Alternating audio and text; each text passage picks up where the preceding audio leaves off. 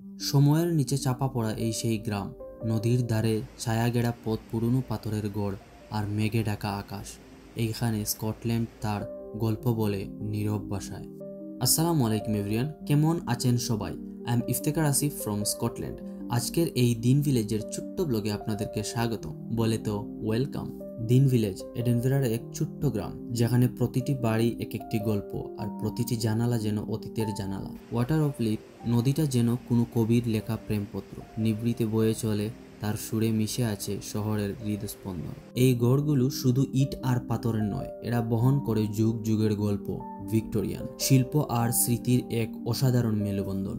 সময়ের গতি এখানে থেমে থাকে না, তবে তার ছায়া পড়ে প্রতিটি দেয়ালে।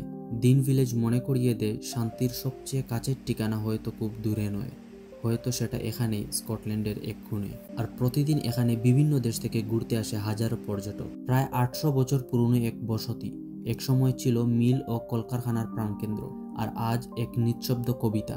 এখানে প্রতিটি দেয়াল বলে ইতিহাসের কথা, প্রতিটি পথ যেন চলে গেছে অতীতের দিকে। পুরনো পাথরের ঘরগুলি, কাঠের জানালায় সাজানো টব ভর্তি ফুল, আর সেই বিখ্যাত ছোট্ট সেতু, এগুলো শুধু সৌন্দর্য নয়, এগুলো শান্তির প্রতীক। আপনি কেন এখানে আসবেন? এখানে না আছে জাঁকজমক, না আছে কৃত্রিমতা, না আছে আধুনিকতার ছোঁয়া, তবে এখানে আছে প্রকৃতি, ঐতিহাসিক স্থাপত্য আর নিঃশব্দ প্রাকৃতিক ভালোবাসা। দিন ভিলেজ শুধু একটি গন্তব্য নয়, এটি ছিল আমার এক অভিজ্ঞতা। আজকের এই ছোট্ট ব্লগটির সমাপ্তি এখানেই। দেখা হবে নতুন কোনো অজানা জায়গায়।